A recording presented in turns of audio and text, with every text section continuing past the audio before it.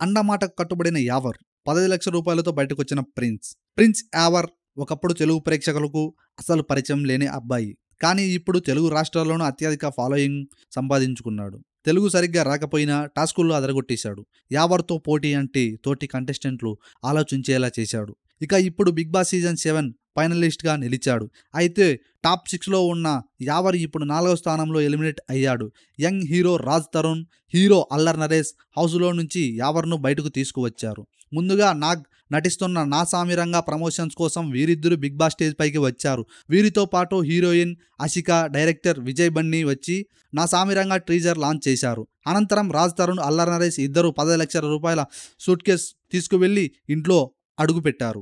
హౌస్లోకి వెళ్ళిన తర్వాత ఇందులో 15 లక్షలు ఉన్నాయని ఆలోచించి డిసిషన్ తీసుకోవాలని కంటెస్టెంట్లను ఒప్పించడం మొదలుపెట్టారు. ముందుగా పల్లా ప్రశాంత్ను డబ్బులు తీసుకోమని అడిగారు. అయితే అందరికీ ఆదర్శంగా నిలవటానికి వచ్చానని, ప్రేక్షకులు బయటకు పంపిస్తేనే వెళ్తానని చెప్పాడు.